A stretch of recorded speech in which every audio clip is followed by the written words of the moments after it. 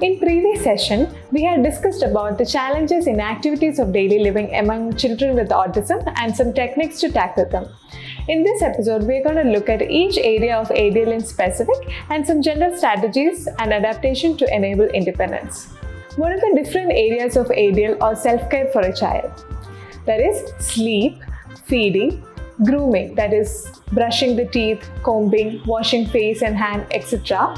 Then dressing, bathing and toileting. Now let's look at some gentle strategies to improve independence in ADL. It's very important to know the child with autism and their preferences and tolerance level before teaching these activities. Always remember to divide each task through task analysis to smaller steps and try working on those small steps. Also, to prepare the child to plan and prepare for the activity. Now let's look at each areas. First of all, sleep. A good night's sleep makes a world of difference to everyone. Children with autism might have a poor sleep pattern. Children may not get good enough sleep, may have a disrupted sleep, or may not get enough deep sleep. There is no right or wrong way to perform these strategies. Whatever works for your child is right for your child. Now let's look at some strategies that can promote good sleep. Massage or joint compression prior to sleep. Place a mattress on the floor if the child is afraid of heights. Have the child to do some heavy physical activities prior to sleep, but avoid overstimulating activities such as rough and tumble, loud music, eating, etc. Then providing back rubs, bear hugs and massage with a towel in a predictable fashion. Provide PJs whose texture is tolerable to the child. Experiment with different type of PJs, that is tight, stretchy, loose, silky, flannel or cotton PJs, whatever works for your child. Providing neutral colors on the wall is also important. Use blackout curtains to block light if the child is sensitive to light. Providing soft, relaxing music prior to bedtime.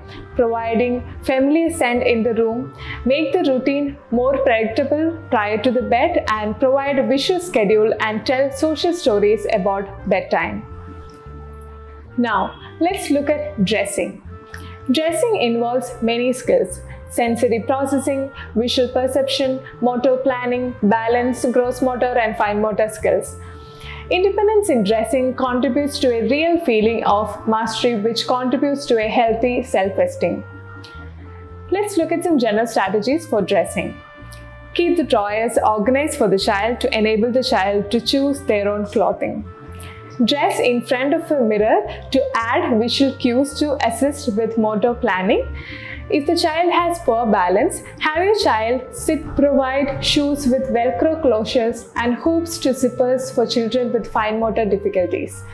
Teach the child to identify front and back of the clothing, also right and left. Try dressing dolls and teddy bears and practice fasteners on them.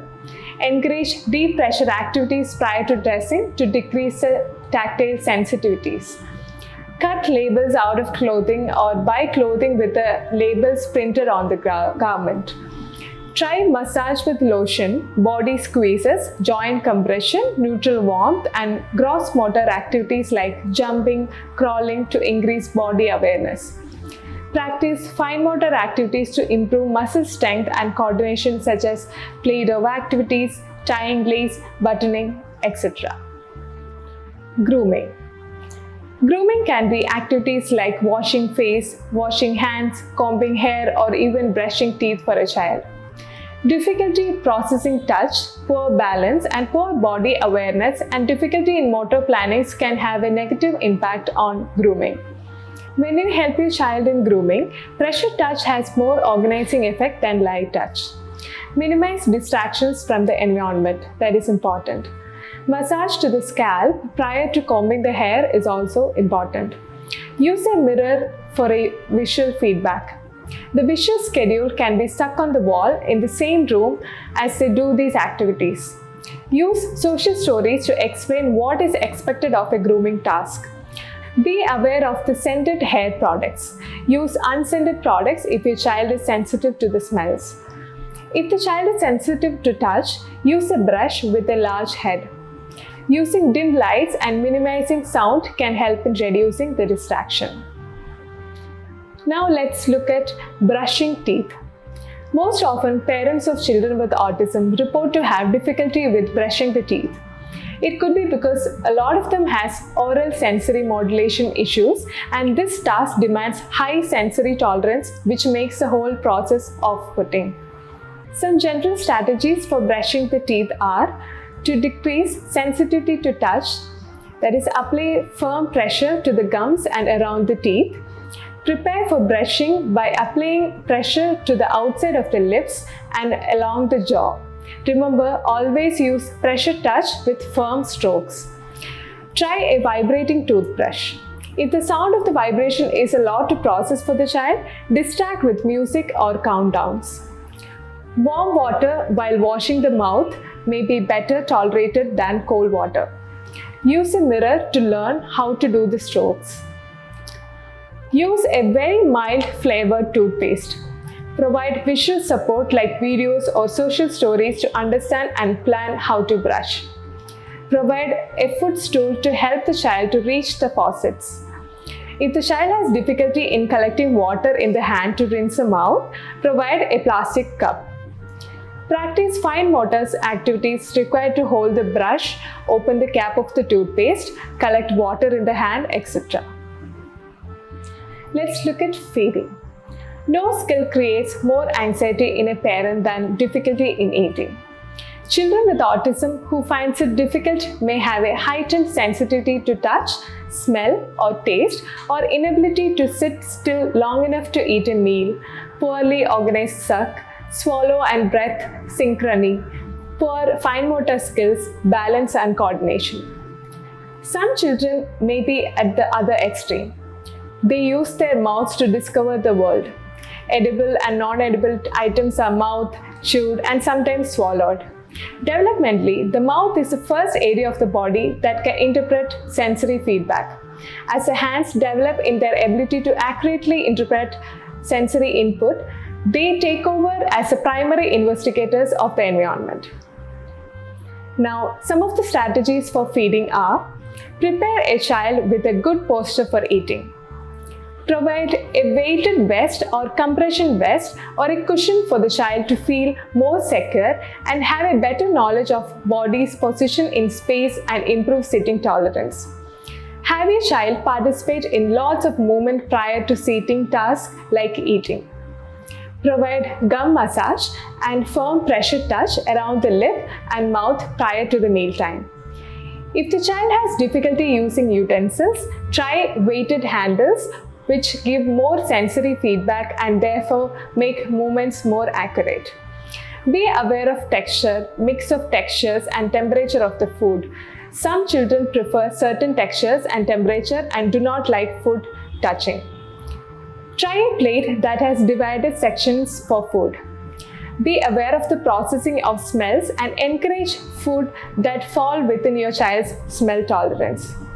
Remember that some children can't tolerate watching other people eat. They may have to eat on their own initially or slowly get to watch the family eat and then try.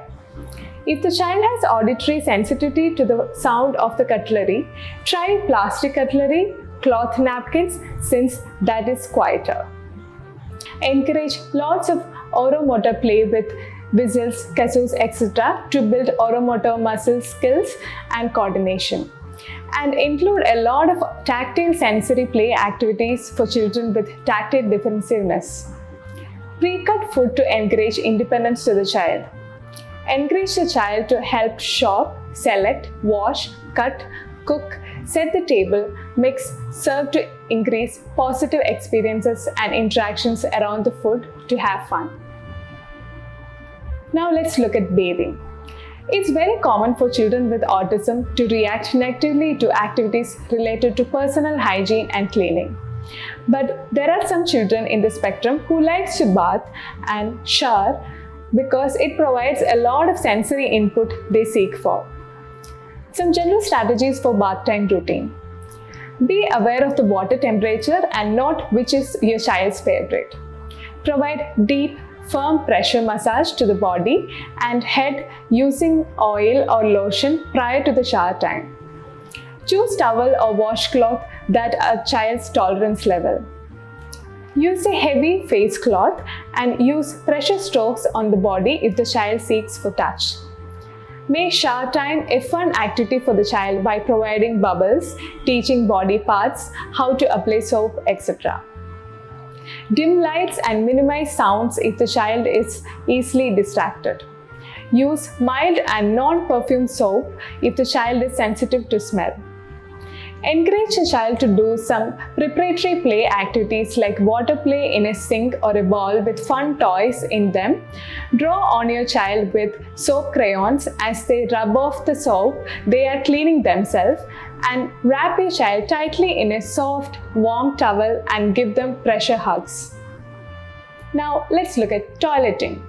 Toilet training is one of the tasks of childhood that can reflect stress, and a child can exercise a great deal of control over toileting.